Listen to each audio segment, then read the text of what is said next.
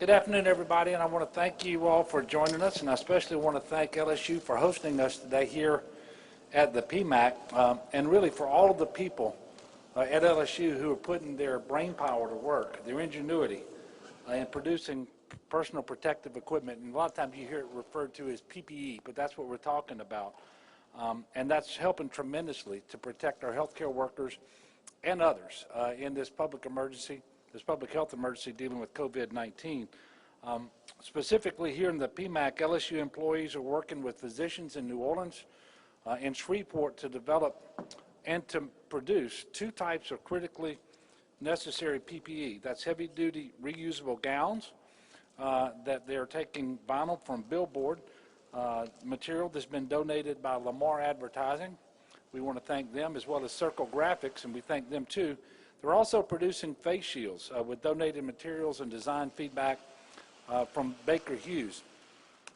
I was told that they'll be up to about 1,000, in fact, perhaps more than 1,000 gowns per day next week, and that is truly impressive.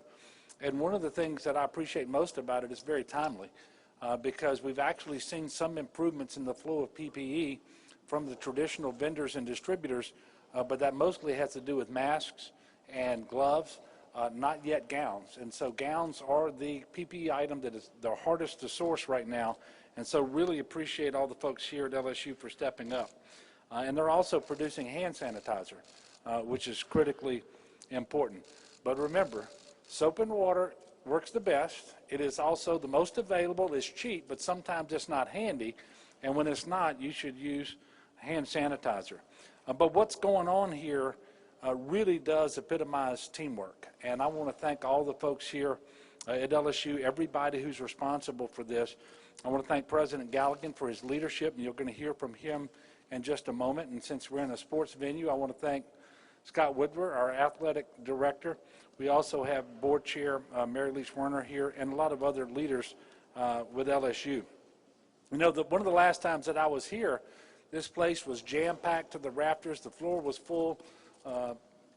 Mr. President, you remember we were celebrating a national championship by the LSU football team, and what a tremendous atmosphere that was. That was an exciting day, full of football players and cheerleaders, and the band was playing. All of that, all of the tremendous LSU fans, which are the best in the world. We were very proud of the team's accomplishments and how they represented the university in our state. I'm actually more proud today of LSU because of what I've just seen and how important this work is for our state, especially to protect the heroes out there right now. And those are our medical professionals, our doctors, our nurses, our respiratory therapists, all of those allied healthcare professionals who are doing so much on the front lines in this fight against COVID-19. So you all are showing true leadership in very difficult and trying times. And I know the alma mater here says, "May greater glory, love, unending be forever thine." Well, what we're all doing right now, from our healthcare workers on the front lines to the grocery store employees who are helping keep everyone fed, for everybody out there who's practicing social distancing and proper hygiene, staying home when they're sick and not going to work, and really staying home just about all the time. That is for the unending love of Louisiana and the love that you have for your neighbor. Incredibly important. And we have to continue with this because our work is not yet done. We have flattened the curve. We're in a much better place than we would have predicted 3-4 weeks ago. But we still have more work to do to put ourselves in the best possible position going forward. That brings me to today's numbers, which at noon we reported 586 new cases across the state. We're up to a total of 23,118. And remember, these are the cases confirmed by a positive test. There's a lot more COVID-19 out there than that. And we know that some percentage of individuals who get this will never be symptomatic. Therefore, they're unlikely to be tested. But they do carry and transmit this virus. And that's what makes this virus so hard to deal with, and why some of the measures that we've put in place were so necessary. So we also reported, very sadly, 57 new deaths. That's a total of 1,213. Obviously, that's a very somber number, and that number keeps getting higher every single day. Deaths are a lagging indicator. Some of these individuals would have died over the last 24 hours, most a couple days ago or 3 days ago, or even more. The best news comes to us with a reduced case count, but really what we're focusing on are the hospitalization rates of individuals with COVID-19 and ventilator usage. Today we have 1,868 individuals in the hospital across the state with COVID-19, and we have 363 of those on ventilators. Now that's 46 less than yesterday in hospitalization and 33 less on vents than yesterday, which tells you we are moving in the right direction, and that's very encouraging. And that's the case even though the case number actually went up. And part of this has to do with some really good work being done by our doctors and hospitals across the state of Louisiana that prevent people from going on a vent today that probably a month ago would have been put on a vent, and they're getting people off ventilators sooner than would have been the case a month ago as well. And in fact, there are doctors and hospitals around the country that are literally looking to the folks in Louisiana so that they can learn what's been developed here as a best practice. So I'm very proud of the work that's being done here. I also want to thank Walgreens, which started operating a COVID-19 testing facility today at 1544 Manhattan Boulevard in Harvey. They're working in collaboration with my administration and with the federal government. This is one of 7 sites that Walgreens is operating around the country. The new testing is going to utilize Abbott's ID Now COVID-19 test, which delivers positive results in as little as 5 minutes, negative results within about 13 to 15 minutes. Testing is available at no cost to eligible individuals who meet the criteria that have been established by the CDC. Patients do need to pre-register in advance in order to schedule an appointment for testing.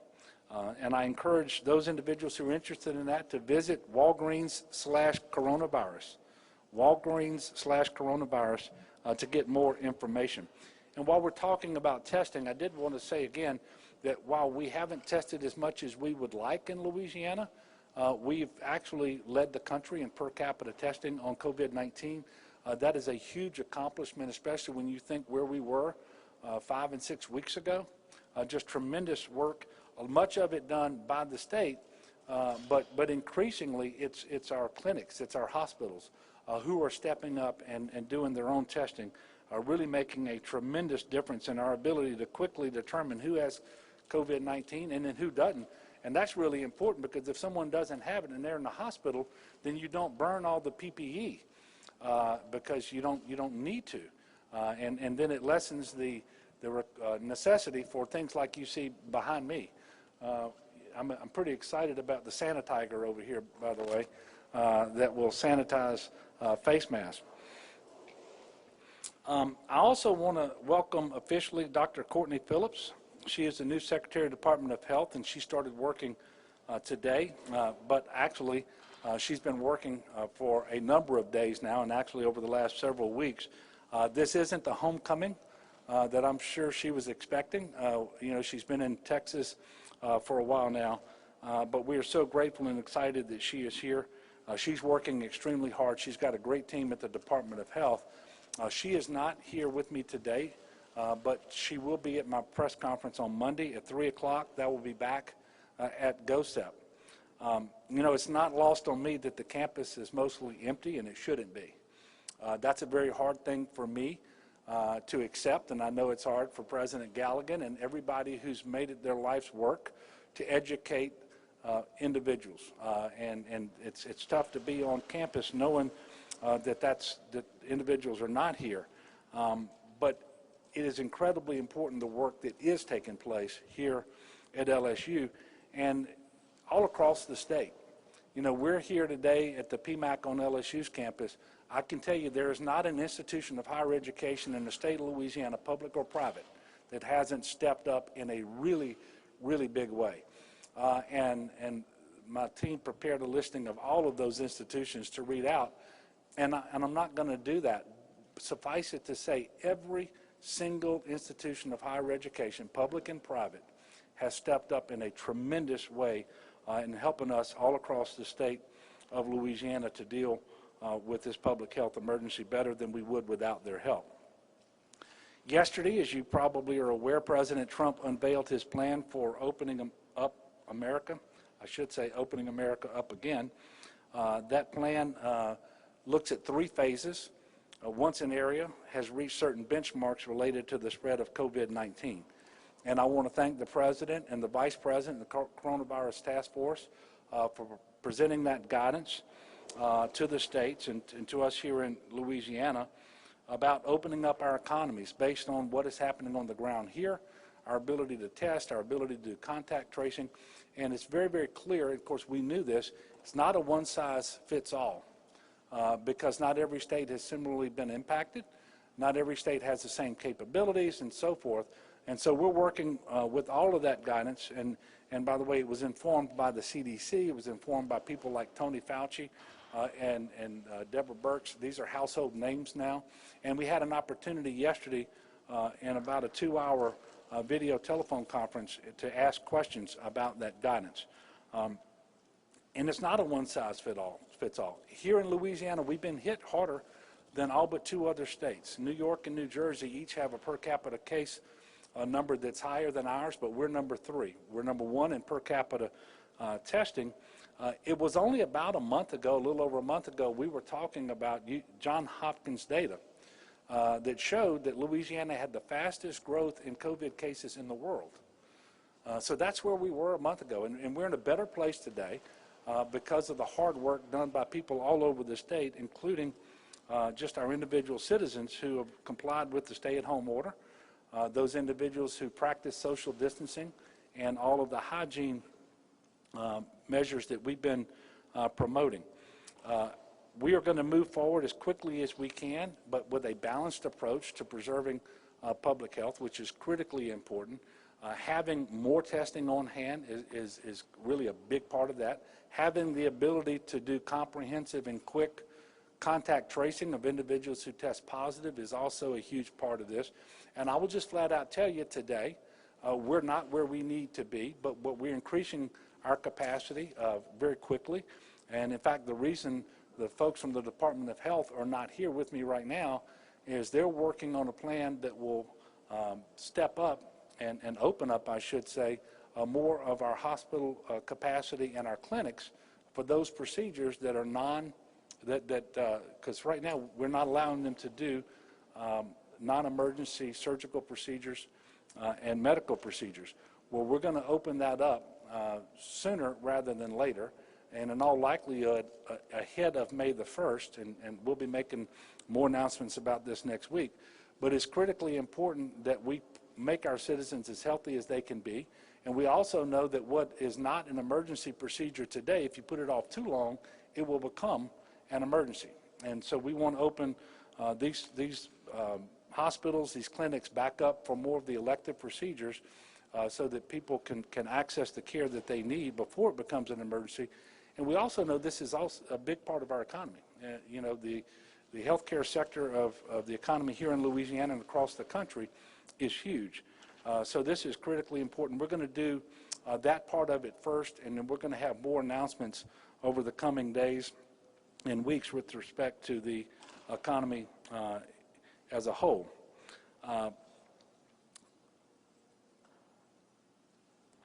You know, there's a lot about the future that we can't predict right now. We don't know what things are going to look like. Here on this campus, I'm not sure what is going to happen around Labor Day and what the LSU football team is going to be doing, what the games are going to be looking like. We do have every reason to believe it's going to be very different than it's been in the past, and I kind of want people to get prepared for that. We can't predict with any precision what that's going to look like, but I can certainly, even if as I said yesterday, you know, I can see myself in LSU Tiger Stadium cheering on the team as they defend their national championship. But that may be more aspirational than anything else right now. But what I can tell you is the work we do now is critically important to putting ourselves in the best possible position so that we can be in Tiger Stadium sooner than later, so that we do get a chance to do those things. And by the way, I'm an LSU graduate, so I talk a lot about the LSU Tigers.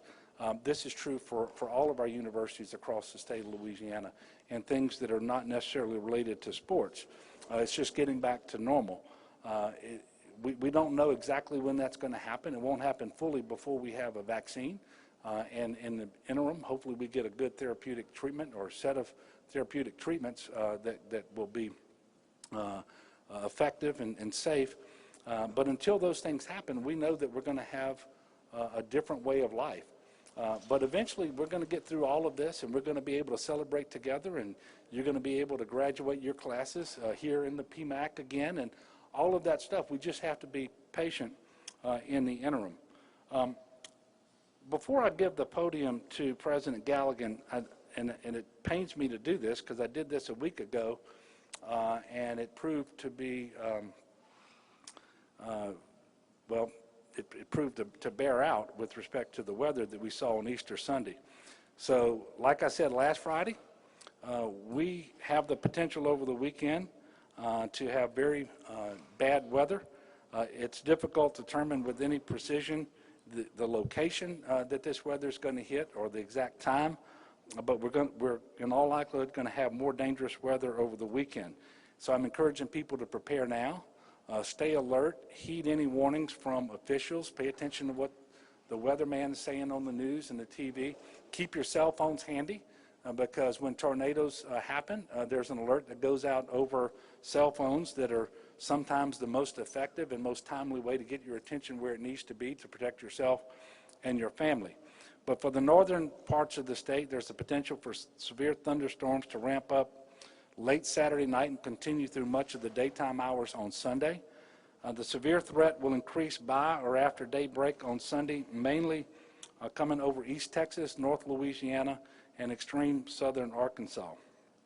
That's the area of our state that was hit last week the hardest. For the southern part of the state, confidence continues to increase that strong to severe storms will be possible Sunday and Sunday night, with more widespread severe storms along and north of I-10-12 corridor across South Louisiana. So again, this sounds a lot like my press conference from last Friday, and we know that we had multiple tornadoes on Easter Sunday. So everyone should have a game plan, and that's especially true because we're only 45 days from hurricane season. So have a game plan. Go to getagameplan.org for more details. And with that, I'm going to turn things over now to Interim President Tom Galligan, who in his very short tenure here as president has presided over a university system that was at the highest of the highs with a national championship that we all recently celebrated, but also with some of the biggest challenges that we've ever had in the history of this university. And I want to thank him for his leadership because he's done a wonderful job in navigating all of this, including the new normal that we are living through right now and leading this university. Once he finishes speaking, I will come back up and take your questions. So, President Galligan.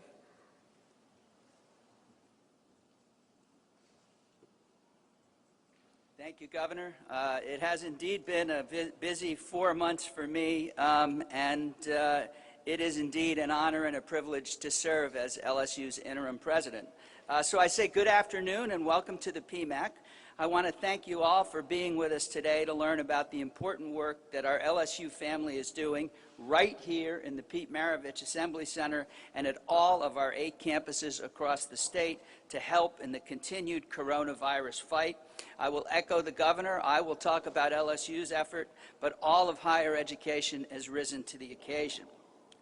I want to give a special thanks to our great governor and my former student at the LSU Law Center, John Bell Edwards. Governor, I appreciate you taking the time to be with us this afternoon. Indeed, Governor Edwards was my student in an admiralty class in the fall of 1997, his second year in law school. And by the way, as he did in most of his classes, he did very well.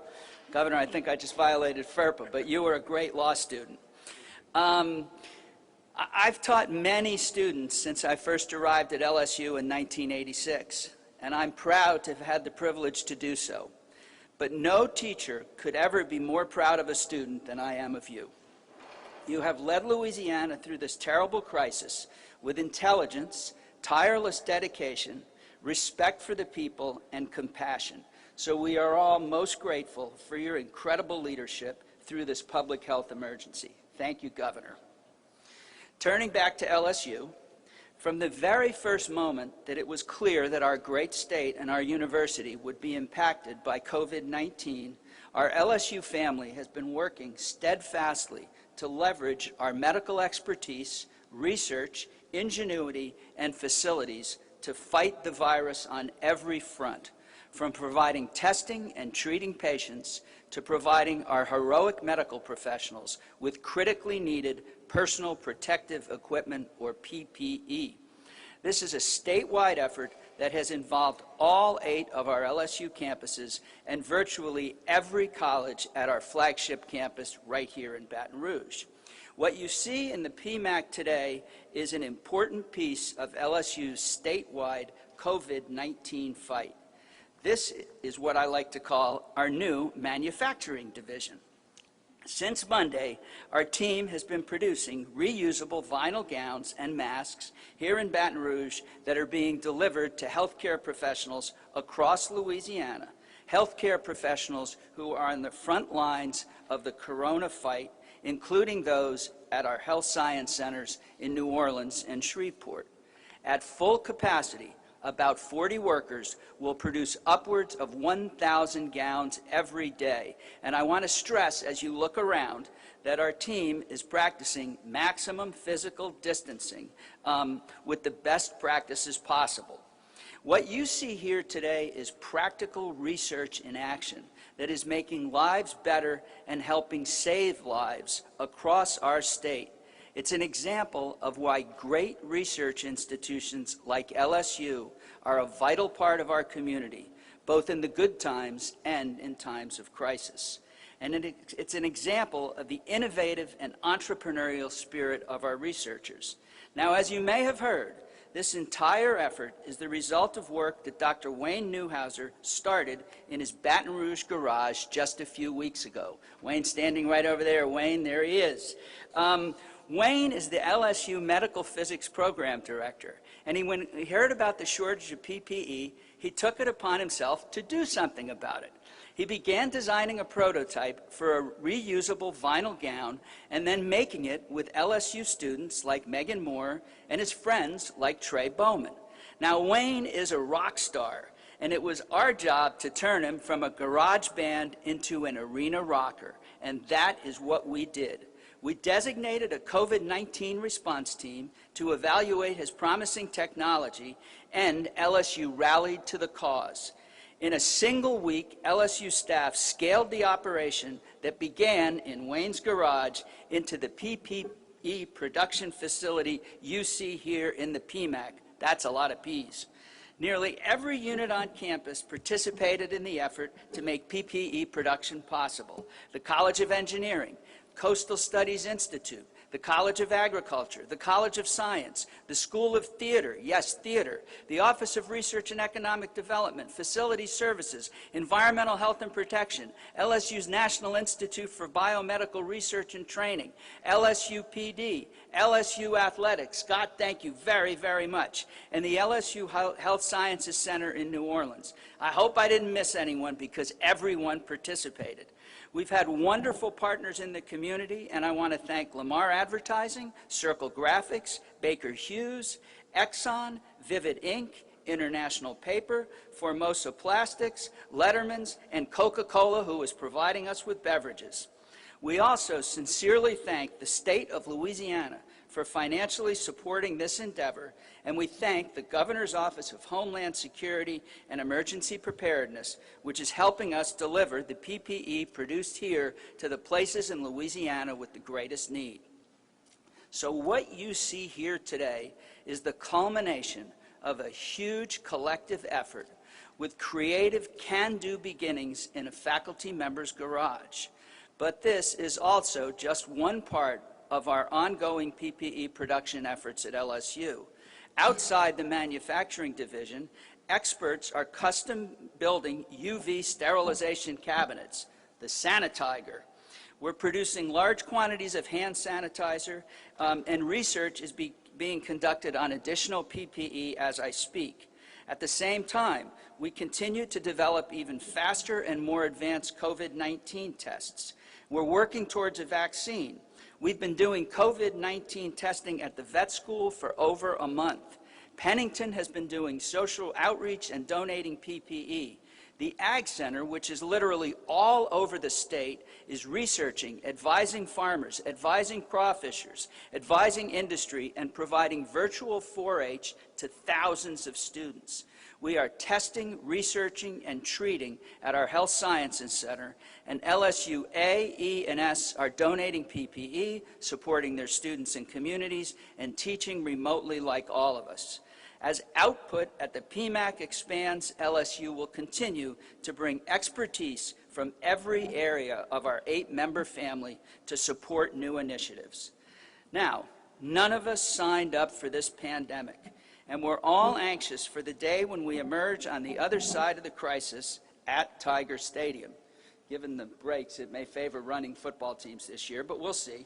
That's the end of my prediction, Scott, about sports. Until that day comes, I promise you that LSU will continue leveraging our unique capabilities to fight this virus in every way we can. What continues to give me hope every day and what fills me with pride is the way our state and our LSU family have stood up during this historical moment to help keep the great people of Louisiana standing up and fighting Corona. We may be physically distant, but we are socially connected. So everyone, thank you for being here. Stay safe and go Tigers.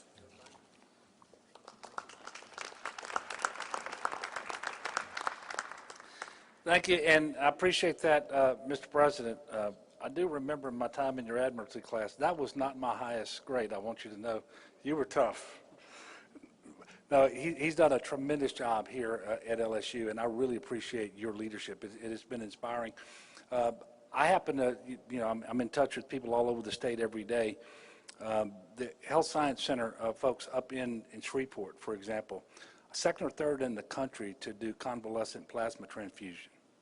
One of the first to do nitric oxide treatments, just really leading the way. It's just graduated healthcare workers early, and they're joining the fight against COVID much sooner than they otherwise would have.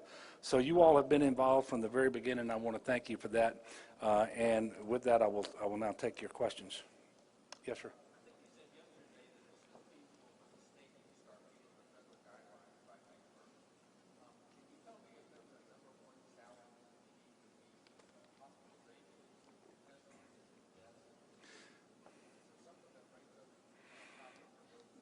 Yeah, well, it's an easier question to ask than to answer, and the reason is you've got a phased approach for reopening the economy is what we've been asked to do in the guidelines that the President gave us yesterday.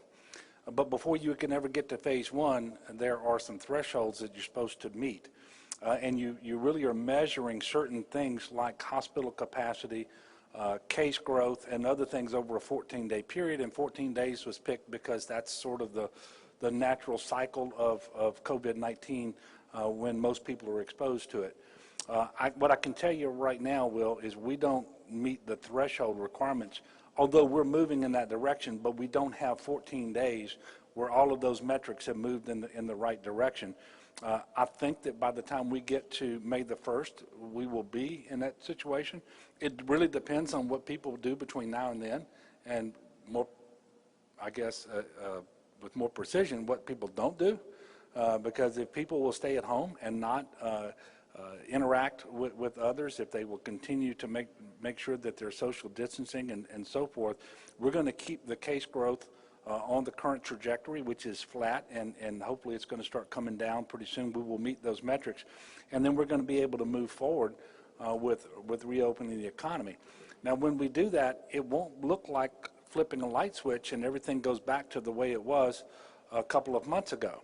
It's going to look very different, and we're going to require individuals who are wanting to re-engage to do certain things that just make sense. We're going to maintain the social distancing for a while. You're going to see a lot more individuals who are wearing masks.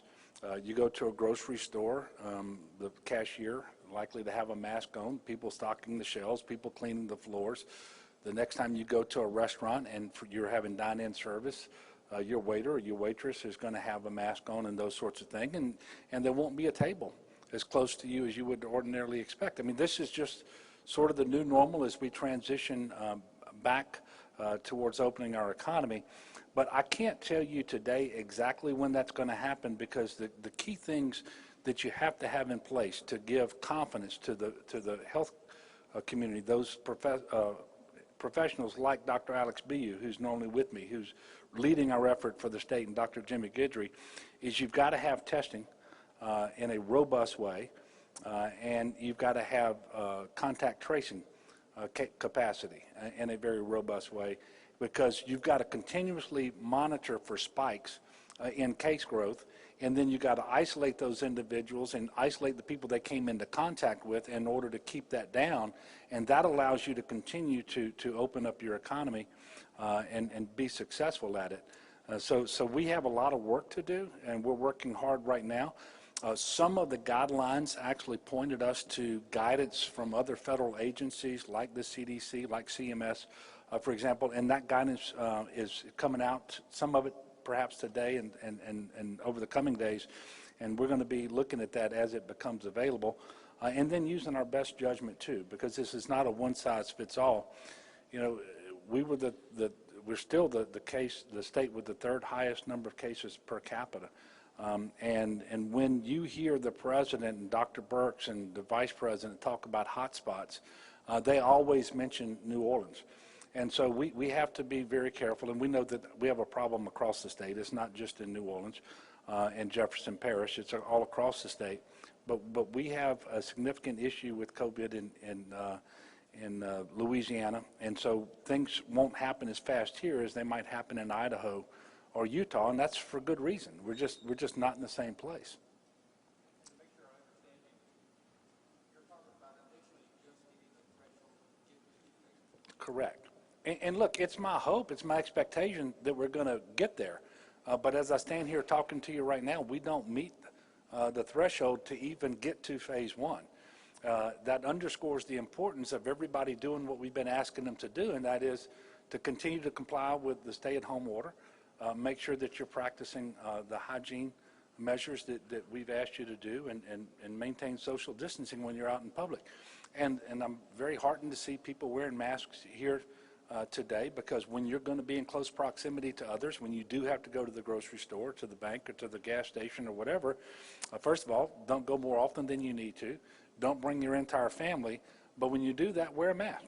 And the CDC is really clear on that. So you're right, Will, and that's just where we are today. Next week we may be in a different place, and if we are, I'll be sure to tell you. Yes, sir.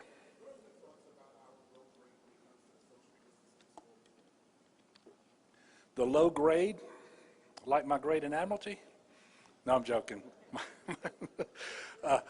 So what he's referring to, there are some entities out there that are using data from cell phones, because cell phones have GPS information. They can be tracked, and you kind of know which states and which parishes and counties and so forth are actually doing the best job of maintaining social distancing and not traveling and so forth.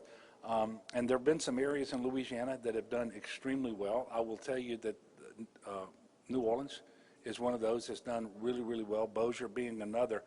But around Easter weekend, the data shows that people kind of lost their discipline, lost their focus a little bit, trying to get that back so that we can be in the best possible position to move forward, reopen the economy, do so safely, and never risk exceeding the capacity to deliver health care. That's the nightmare scenario. That's the path we were on a month ago.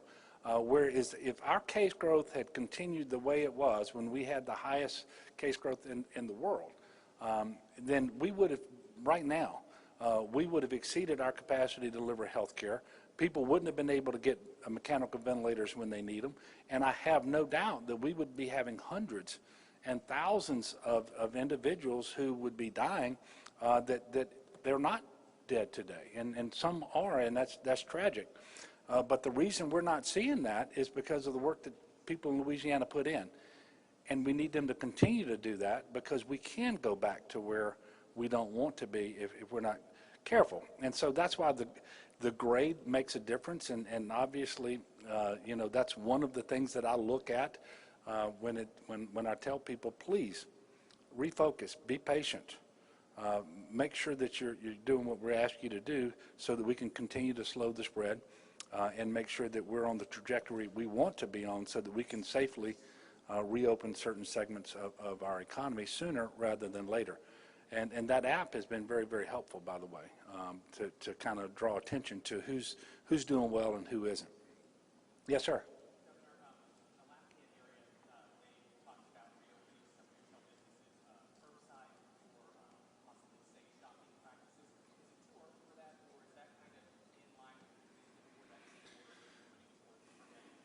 Yeah, actually, what the mayor president of Lafayette did is fully consistent with the current stay-at-home order that I put in place. And it gets a little, because people focus on the businesses that we ordered closed and the ones that we deemed to be essential and that could continue, although they had to do certain things to protect their workers. There was that third category of businesses that were allowed to stay open, but they had to comply with things around social distancing, minimizing the number of people in the stores at any one time. And what the mayor did there in Lafayette is fully consistent with the order that has been in place for some time now and the order that's going to stay in place till the 30th of April. And to the extent that he may have put additional, more restrictive requirements on businesses, I can absolutely support that. But there was nothing in his order that was inconsistent with what we had done previously, and I appreciate the mayor for doing that. Yes, sir. Leo.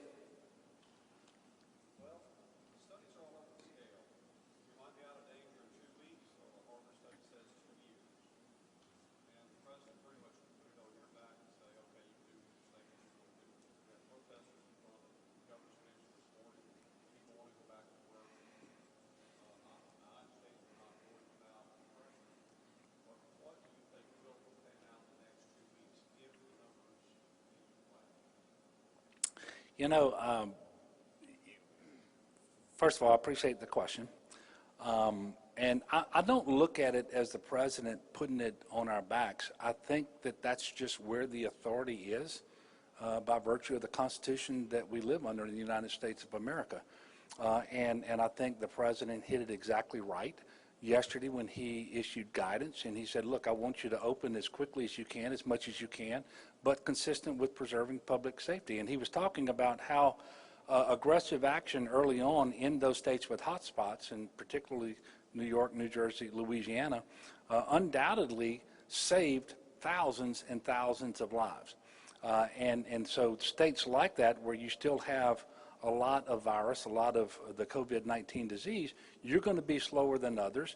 But that's the approach that he took. I think it was entirely appropriate. And I thank him for the guidance. And you know, the way he approached this yesterday was 100% consistent with my understanding of the Constitution. You didn't teach me constitutional law, but I had Paul Beyer and Jay Bybee, and so I think he did exactly right there. Now, with respect to the protesters, look, you know, we have 4.7 million people here in Louisiana. We're not always going to agree on everything. If we did, it would be a boring place. But to the extent that they're saying, hey, we want to open up the economy, we want businesses back open, we want people going back to work, nobody wants that more than I do. But unlike them, I'm also charged with making sure that we promote and preserve public safety and health. And this is a public health emergency. And you have to balance all of those things at the same time. So that's not something that they have to be worried about, but it is something that I'm very much concerned about. And, you know, to the extent that it was political in nature, what we've done in Louisiana has been entirely consistent with what the CDC and the president and the vice president and the coronavirus task force has been asking us to do. And all you have to do is watch his press conferences, and he will talk about a number of states and a number of governors and people who are doing things well and doing things right, and that he enjoys the working relationship that we've had. And the president talks about Louisiana in that vein. So I hope that's not lost on the people who are out there protesting either. I really can't tell you whether in 2 weeks, on May the 1st, we actually get to phase one or not. I hope that we do. I am fairly certain that we will reopen, as I talked earlier, hospitals and clinics to more of the elective, optional, non-emergency procedures, because we want to make sure that we're preserving health and putting people in the best possible position not to have an emergency later and to withstand this disease if they happen to contract it. And so we have to open up the healthcare sector. We are working really hard with the advisory commission that I established to tell me how they think we can most safely reopen different parts of our economy and be safe with respect to consumers and workers, because everybody wants this to happen. We had the fourth fastest growing economy in the country when this hit. We want to get back to there just as soon as we possibly can. But you have to preserve public health. And even the president said yesterday, and you know that he's wanting to reopen this economy. He talks about it all the time. There's some states where that's just not going to be possible as fast as in other states, and we just have to get there. And I'm asking people to be patient, to know that we're working this as hard as we can, and nobody wants to do it more than I do, but we have to do it the right way, and that's what we're focused on right now. Yes, sir.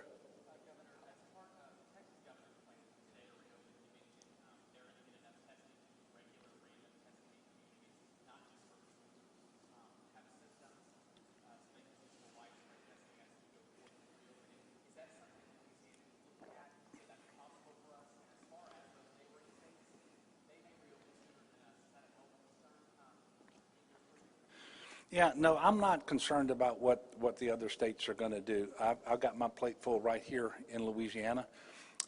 So testing is critically important, and several types of testing.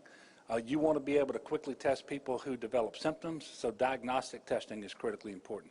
You want to be able to do surveillance testing so that you have an idea what's going on in the community at large.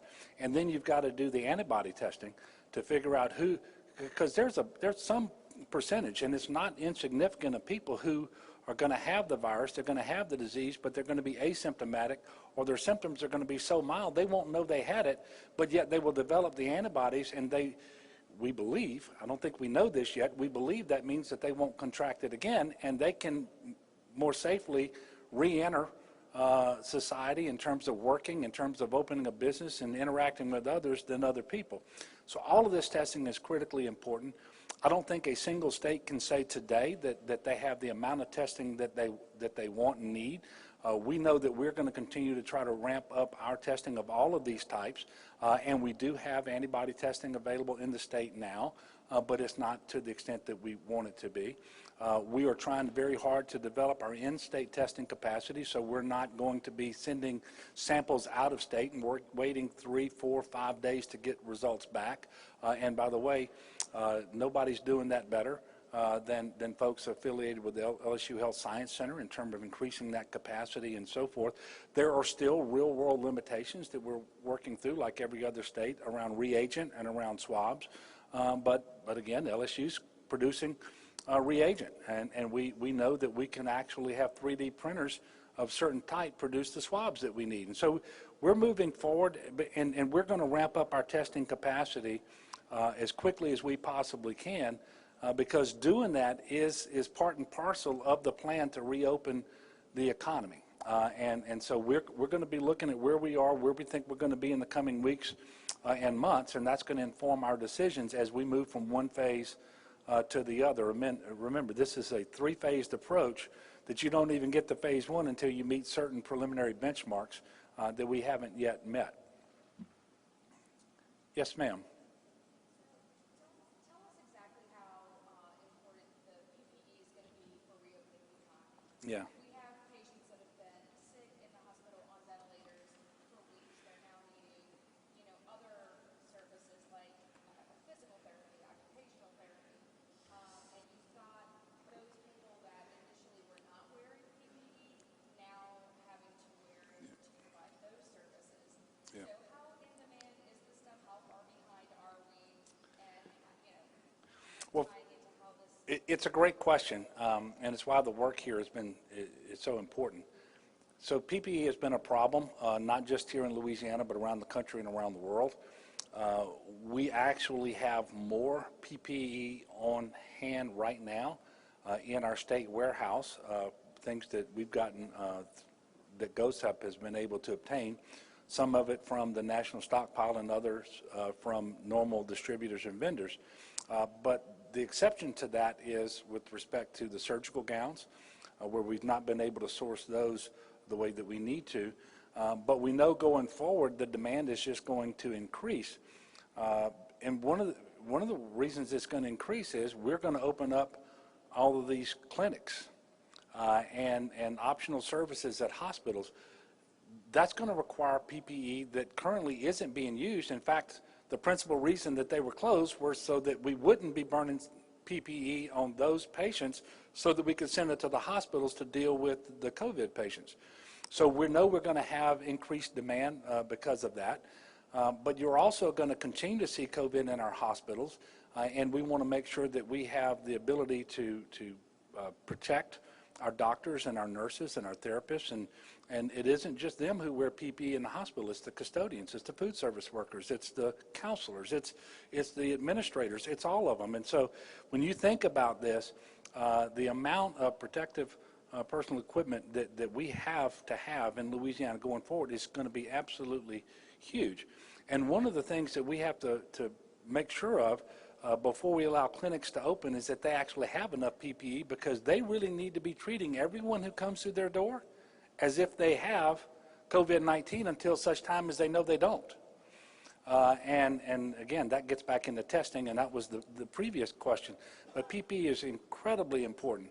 And this is going to continue to be the case until after we have a vaccine and it's mass produced and it's actually administered to the entire population. One more question. Yes, Leo. We're in the PMAC. We've got football season about 4 months away. Have you at the White House discussed any options or any scenarios where we're going to mass screen people coming to the stadium? No, we have not discussed that. I can assure you that people like the NCAA, the NFL, the SEC, they're all trying to figure out how and under what circumstances they can move forward, have these events, and do so in a way that's safe for the team and the officials and the coaches and all of those folks, but also for the fans, if they're going to be fans here. What does that look like? I don't have any answers to that just yet. We will have the benefit of what some other countries are doing. So I know that you can find in certain areas that are ahead of us by a couple of months, they are starting to engage their professional sports teams in competition, and so we can kind of see what works and what doesn't work, and hopefully learn from them. Now, the president did talk about his desire, his aspirational desire to see the NFL season conducted this year, and college football and so forth. But in terms of specific plans and what that's going to look like, the answer is no. And look, you mentioned we're here in the PMAC. I was never a basketball player, and I certainly wasn't a gymnast. This is a pretty neat place for me to be. I don't think there'd be any other opportunity for me to be on the court, but I look forward to coming back here and watching the LSU basketball team, and hopefully that they will not be deprived of an opportunity to participate in March Madness next year. And some of the most phenomenal athletes I've ever seen in my life are the gymnasts who perform right here in the PMAC, and I encourage people to do that. And again, not just here at LSU, but all across the state. We're going to get there. You know, we're a strong people, we're a resilient people, we're resourceful. We're going to get there. It's going to take some time. I don't know what life is going to be like exactly between now and then, but we're going to get there, and we're going to be good neighbors to one another. And in the meantime, in the short term, I'm asking everybody to continue to stay at home. Follow the stay-at-home order. Make sure that you're not out there unnecessarily making contact with other people. Make sure that you're social distancing when you do have to go out. Wear that mask and follow proper hygiene. It's incredibly important. And if we do that, then we're going to, this transition between now and all the way through this period that we're calling the new normal, it's going to be easier. And one thing, and I'll say this and then I'll stop. We're not going to be successful reopening the economy if the cases spike again and get out of control and we can't deliver health care to the people who are going to need it. And in fact, that will be worse than if we take this slower. And so we need people to cooperate with us in order to make sure that we are successful and we can get the businesses back open as soon as possible and get people back to work as soon as possible. Because quite frankly, I mean, think about the degree to which Louisiana is dependent upon tourism. How are we going to get tourists to Louisiana if we have cases spiking here in greater number than they're spiking elsewhere? They're going to choose to go elsewhere with their conventions. They're going to choose to take their vacations elsewhere. And in my conversations with the hospitality industry and the tourism folks, they fully understand that. And so they want to go as fast as we can while we adequately protect public health. Because if we don't adequately and responsibly protect public health, then the economy is not going to work.